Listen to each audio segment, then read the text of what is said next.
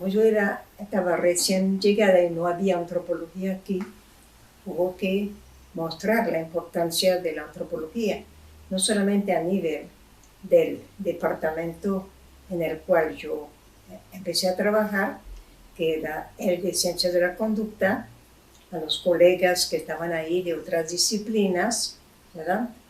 Pero también a nivel de los estudiantes de medicina, que por primera vez iban a saber qué es la antropología. Pero yo pensaba ya, por haber trabajado en investigación en el campo, entre campesinos, varias veces con los indígenas y con los barrios de Caracas, me había dado cuenta que era muy difícil dominar la metodología antes de aplicarla y de comprender las fallas que puede tener la metodología al trabajar en el campo, a hacer etnografía, sobre todo, ¿no? Entonces, yo quise empezar con la etnografía, pero con estudiantes de medicina, sin haber sido formados anteriormente, era complicado. Entonces, yo lo llevé primero a realizar censo de comunidades y hacer pequeñas entrevistas fáciles. A ellos les gustó mucho. Yo les llevaba algunos nada más cada vez, si íbamos un poco lejos en el campo, por ejemplo, a pequeños pueblos campesinos. Pero a los 2 años de trabajar en medicina, me pidieron también en humanidades, porque habían fundado un departamento de antropología y sociología, donde había un solo antropólogo y un solo sociólogo, y el antropólogo era de Trujillo y el sociólogo de Táchira, que son otros 2 estados de Venezuela. Y entonces ellos querían regresar porque a su estado original, porque ahí había una dependencia de la ULA en esos 2 estados. Entonces prefirieron regresar allá y el departamento se quedó sin nadie. Entonces me pidieron a mí formar ese departamento. Yo tenía que organizar, además, el trabajo de docencia de los jóvenes que había que traer. Infelizmente, yo tenía un solo sitio de donde yo podía traer antropólogos, que era de la Escuela de Sociología y Antropología de Caracas, donde había habido tantos problemas en la formación de los estudiantes, sobre todo desde la llegada de los colegas del sur, del Cono Sur. Entonces, yo tuve que pedirles a ellos, a los profesores, que yo necesitaba unos jóvenes antropólogos para trabajar en la ULA siguiendo el consejo que había dado Darcy Ribeiro al rector. Es decir, había que formar en todas las facultades un ciclo básico para todos los estudiantes que fuera igual, ese ciclo básico. Es decir, el programa de antropología tenía que ser igual, fuera la facultad de medicina o la facultad de odontología o la facultad de humanidades. Al principio había pocas facultades, después se subieron a 12 facultades en el tiempo y nosotros teníamos que dar también a estudiantes, a partir del departamento de humanidades, a estudiantes de todas esas nuevas facultades, había que darles antropología también. Y antropología aplicada a la ciencia, era algo incluso que había que inventar muchas veces, ¿no? ¿Cómo se puede trabajar en ciencia también con antropología? Eso al principio yo lo aplicaba a partir de mi propia experiencia, ¿verdad?, en antropología. Bueno, eso fue siempre muy interesante para ellos. Lo que fue difícil para mí fue que los jóvenes que me mandaron de la central estaban únicamente interesados en el marxismo solamente, no les interesaba la investigación, que les gustaban únicamente las discusiones teóricas en departamento como las que habían tenido en su formación en la central. Entonces, yo me concentré más en un grupito que sí conseguí, del cual conseguí ayuda para eso, un grupito de estudiantes y dos profesores de la uno de la Facultad de Humanidades y uno de la Facultad de Medicina, que me ayudaron también en eso. Yo les daba un seminario, ¿verdad?, semanal para poder formarlos a esos estudiantes y formarlos en común. Me ingresaron varios, como 5 estudiantes al principio. Después aumentaron los estudiantes, poco a poco. Y eso me llevó a tener un pequeño grupo de investigación donde éramos 3 investigadores y un grupo de estudiantes en formación en la investigación antropológica. Fue ahí cuando yo empecé a trabajar con ellos en etnografía, por ejemplo, con los indígenas de la zona de Lagunillas en Mérida, cerca de la laguna de Urao, donde quedaban indígenas, porque lo que no se sabe en general en Venezuela y en otros países es que quedaron indígenas en muchos estados de Venezuela, a pesar de que fueron suprimidos como indígenas a finales del siglo XIX por un decreto que hizo el Estado en Caracas para todo el país. Y dejaron pocas regiones con el permiso de tener indígenas. Mientras que Mérida quedó en uno de los estados en los cuales no se podía dejar indígenas para que no tuviesen tierras de ellos, porque se quería que hubiera un reparto de tierras más bien a campesinos, pero no a indígenas. Pero los campesinos, ¿quiénes eran? Eran justamente los indígenas al principio, o los descendientes de indígenas que se habían quedado con sus tierras a pesar de las leyes españolas y a pesar del decreto de Caracas, que en Mérida no tuvo tanto efecto porque fue la gran época de empezar el petróleo, la venta del petróleo en Venezuela, y los campesinos tuvieron mucho trabajo en las zonas de petróleo, y Mérida no era zona de petróleo. Así que los indígenas no fueron molestados. Y más tarde, Chávez procuró hacer unas leyes acerca de esto para que los indígenas lograron un reconocimiento oficial de su propiedad de tierras. Eso lo hizo Chávez por primera vez. Esos indígenas eran descendientes por un lado, de los chibchas de Venezuela, porque mucha gente no sabe que los chibchas estuvieron en Venezuela desde muy temprano.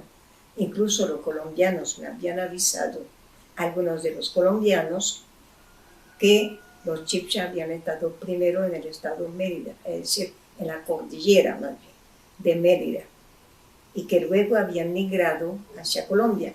Pero eso no lo sabían los venezolanos y creían que eso no era así. Y por eso no decían que los chibchas eran únicamente de Colombia. Es algo que aprendimos nosotros a transformar en Mérida, que hacer comprender a la población que sí, incluso en el habla de la gente quedan muchas palabras del chibcha. Y eso lo hicimos también a través de la investigación etnográfica, ¿verdad? Sí, por eso a menudo a veces el tipo chibcha en el estado de Mérida, especialmente en el páramo, se consigue todavía mucho ese tipo en los páramos de Mérida. Y también en las otras poblaciones, por ejemplo, los pueblos del sur, de la cordillera, hay también mucho el tipo chibcha. Pero a veces también la misma familia había, por ejemplo, unos hijos con tipo chibcha y otros hijos con tipo arawak. Que eso, yo lo he visto mucho entre los campesinos merideños. El tipo chibcha y el tipo arawak mezclados en las familias, lo que era normal, ya que al principio habían tenido problemas para entenderse, porque los arawak llegaron después de los chibcha, pero rápidamente se entendieron y se mezclaron. Esa que la etapa de Mérida fue una etapa nueva para mí, que me permitió también fundar varias cosas, especialmente en medicina. En medicina, además del grupo de investigación que yo seguí teniendo en medicina como en humanidades, además de ese grupo, me pidieron, por ejemplo, fundar en psiquiatría la cátedra el seminario de etnopsiquiatría para la formación a nivel de maestría del psiquiatra. Y eso lo fundé, ¿verdad? Y se quedó. Hasta hoy ellos todavía ven etnopsiquiatría. Yo formé una antropóloga que vino a trabajar conmigo desde un principio, formada también en Caracas, pero que comprendió la necesidad de investigación y trabajó en medicina e investigación. Ella se formó conmigo y ella también formó a su turno equipos de investigación. Eso amplió el trabajo nuestro. También yo lo amplié con los estudiantes que se graduaban y que fueron conservados en la aula como profesores posteriormente para seguir el trabajo de investigación. Por eso yo llegué con un colega mío que llegó del exterior, donde se había formado como arqueólogo en Francia y en la India. Él llegó aquí y fundamos entre los dos un primer museo, un pequeño museo de arqueología.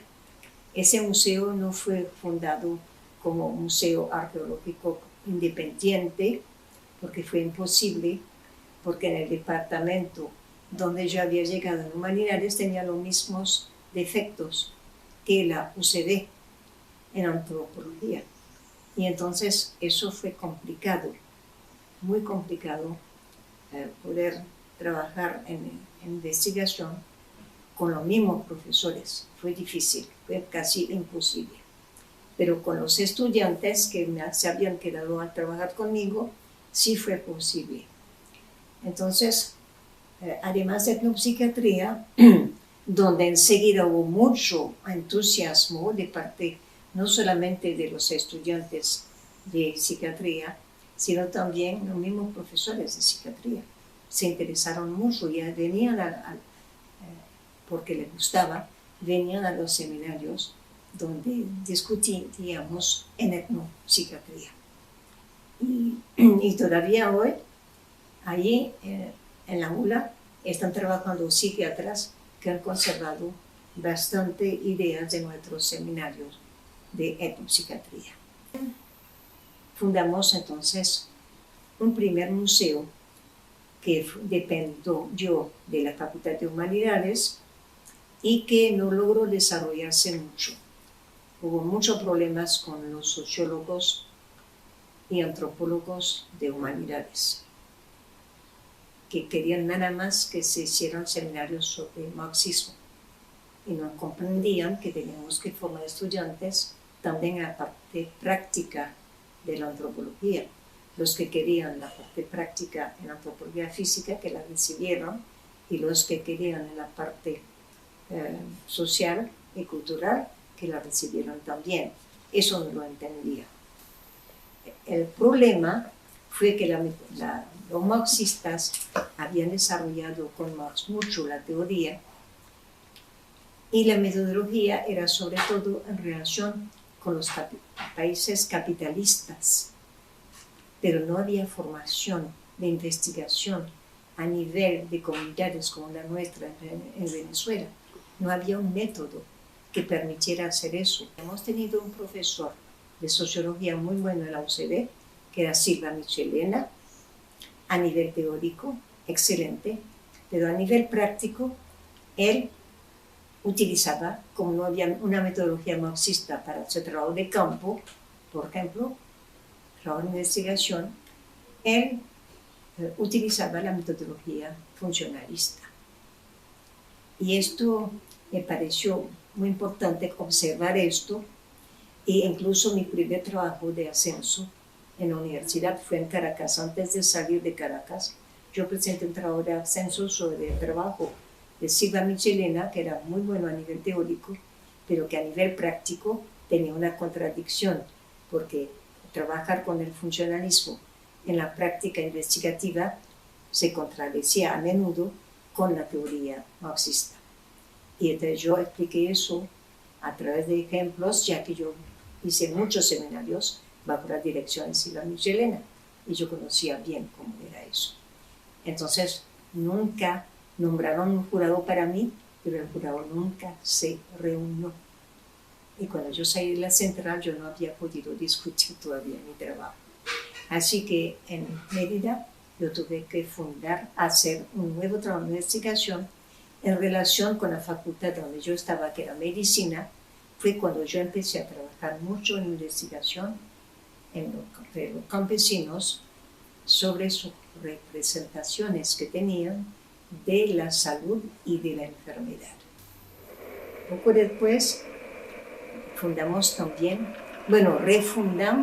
el Museo Arqueológico a cierto momento, porque hubo una mudanza de facultad de Derecho que estaba en el edificio donde funcionaba el rectorado, y ese espacio que dejó la facultad de Derecho, el rector y el vicerrector académico de la época me dieron esa facultad, ese espacio, para fundar de nuevo un museo, pero un verdadero museo que tenía que funcionar como tal, y yo recibí mucha ayuda de ese rector y de ese vicerrector. Fue una etapa interesante porque me dio una mayor posibilidad de formar nuevamente estudiantes ahí. Eso fue lo que sucedió.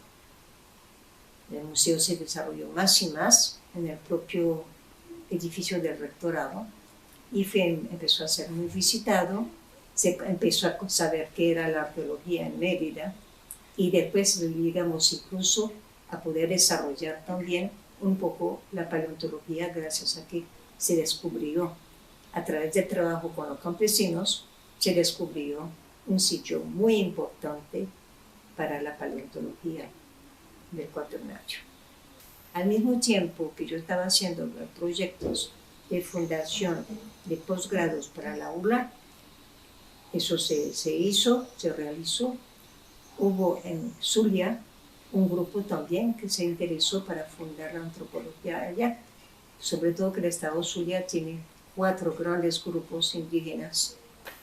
Bueno, entonces después de haber tenido la oportunidad y el apoyo para eso, de fundar la maestría que fundamos en etnología, mención etnohistoria, y el doctorado en antropología, que fue sobre todo fundado en relación con la antropología sociocultural, pero también se dio la oportunidad, la posibilidad de abrir en el curso del doctorado también la parte de antropología física y la arqueología. Eso no se llegó a hacer por distintas razones, pero funcionó el posgrado bien durante unos años. En esa misma época me llamaron de Zulia porque querían fundar la escuela de antropología, pero no lo dejaron fundar enseguida esa escuela, pero sí el posgrado. Es decir, para los estudiantes de ciencias se fundó porque ellos estaban en la Facultad de Ciencias en Zulia. Se les ofreció y aceptaron un posgrado, una maestría en antropología, donde estuvieron sobre todo estudiantes de ciencias, graduados en ciencias, distintas disciplinas científicas. Yo los ayudé en esto. También fueron ayudados por unos profesores graduados, jubilados ya de la UCB. El doctor Esteban Mossoni, el doctor Emanuele que no estaba grabado todavía en el doctorado, Emanuele Amoyo, y el doctor Rafael López Sanz, que estaba jubilado y vivía en Táchira y ayudó mucho también en la fundación de este posgrado en Zulia. Había también bastantes indígenas que estudiaban en distintas facultades de la Universidad del Zulia y que vinieron muy interesados a esos seminarios de antropología, y hoy en día incluso algunos que son wayú, que son de la etnia wayú, que trabajan ahí como profesores. Sí. Incluso conocí fundó después la escuela en Zulia. La directora actualmente es una wayú, una profesora wayú. E incluso cuando los barí tienen poco tiempo de haber sido asimilados en Venezuela a la población oficialmente. Antes nunca dejaban entrar a ningún criollo, como se dice, a ningún criollo a sus territorios, sin flecharlos. Eso hace más o menos, ya hace como 70 años, pero eso fue más bien en los años 60, cuando los wayú por primera vez aceptaron ser estudiados por un investigador, los barí, fueron estudiados por un investigador, el profesor Lizarralde, que aprendió también el chibcha y era especialista de chibcha. Campesinos de origen indígena en Mérida conocían todavía un poco la lengua chibcha y que tenían sobre todo conocimiento de canciones en chibcha. Se grabaron y el profesor Lizarralde fue él que por primera vez estudió eso y me dijo que se trataba de un chibcha arcaico. Eso fue algo muy interesante que descubrimos. Pero también los que habíamos formado en el posgrado empezaron también a trabajar como profesores ahí. Así que hay una nueva escuela de antropología, además de la central, ahorita en Maracaibo. Eso hizo conocer más la antropología a nivel occidental. Los museos también. Los museos que teníamos en el estado de Mérida se complementan con el museo que había procurado fundar el profesor Cruchet en Falcón, tanto para la arqueología como para la etnografía y para la paleontología, que se había descubierto en el estado de Falcón y donde trabajó mucho en eso el profesor Cruchet. Eso es una cosa que se dio sobre todo a partir del estado de Mérida, de la experiencia de Mérida. Y también se utilizó en Falcón y se utiliza también en Zulia. Es decir, que una interdisciplinariedad, que pues nosotros estamos trabajando con profesoras que se formaron en antropología desde la historia, a partir de la historia, o a partir de comunicación social, a partir de derecho, a partir de medicina. Es decir, que hemos tenido la posibilidad de ampliar nuestra representación de la antropología a través también de las representaciones que nos traían desde otras disciplinas que se asimilaron a la nuestra también y nos permitió abrir la antropología más de lo que se había hecho en Caracas. El estado, es decir, que los estados occidentales de Venezuela fueron el nuevo espacio para la antropología y la investigación en antropología, porque los estudiantes de antropología de luz se transformaron muchos en investigadores también, hoy de luz en antropología, pero siempre muchas veces desde otra disciplina que habían tenido antes. Ha sido una experiencia muy interesante y yo pienso que es muy buena para algo nuevo que hemos fundado también, que es la antropología del sur. yo tenía hace tiempo la idea de que hacíamos antropología en forma diferente de la antropología que se hacía en el norte. Por la primera razón de que todos los antropólogos de América Latina, que son del sur, todos los antropólogos hacen antropología en su propio país. Yo me decía, eso tiene que tener una consecuencia, porque no es así que se han formado y han trabajado los antropólogos del norte, es decir, de Europa, los pocos países de Europa que han desarrollado la antropología, y Estados Unidos. Aquí yo me decía, tenemos que estudiar, investigar cómo hacemos la antropología en América Latina, y la hemos llamado antropología del sur.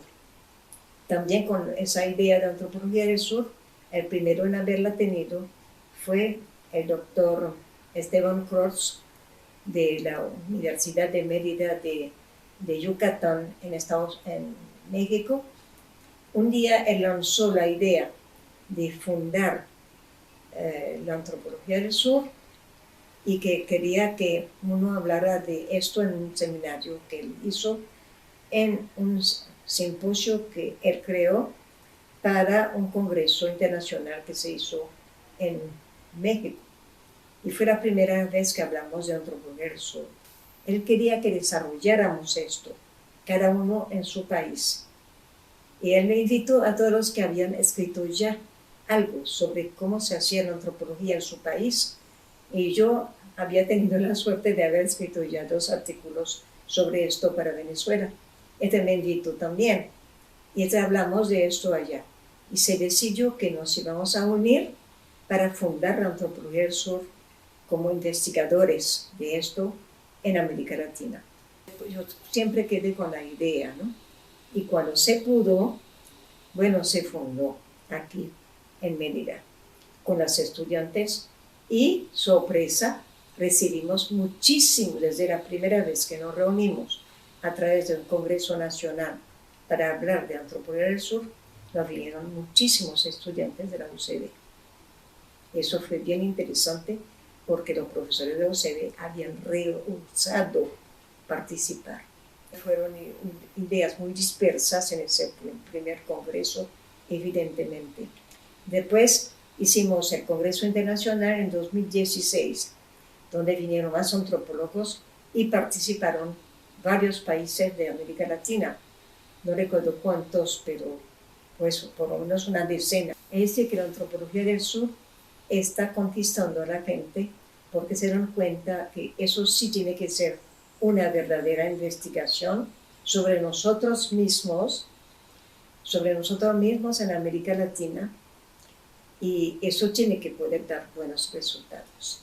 Que la formación en Venezuela ha sido una formación bastante irregular, en forma poco disciplinada al principio, profesores que entraban y se iban, el ejército que tomaba la escuela en Caracas, porque era la gran época de las manifestaciones estudiantiles, y también los problemas entre los arqueólogos y antropólogos sociales. Después, entre los mismos arqueólogos hubo divisiones. Es decir, que fue muy indisciplinada la formación del antropólogo. Sin embargo, eso ha servido también para su formación. Justamente esa dificultad en las distintas etapas nos ha mostrado la importancia de la antropología para lograr comprender lo que estaba pasando. Eso ha sido importante.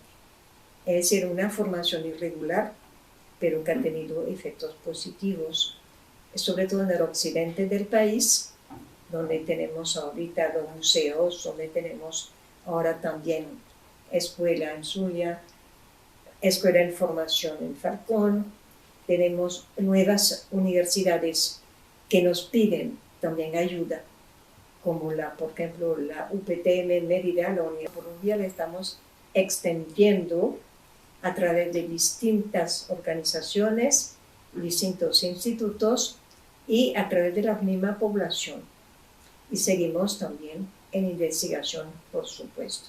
Nosotros cuando fundamos aquí el primer posgrado, que era la maestría en etnología, mención etnohistoria, porque la hicimos en la escuela de historia justamente, donde nos permitimos abrir ese posgrado. Cuando hicimos esto, nos reunimos, tuvimos una reunión con CONICIT, el Consejo Nacional de Investigación Científica en Venezuela. Tuvimos esa reunión en Caracas.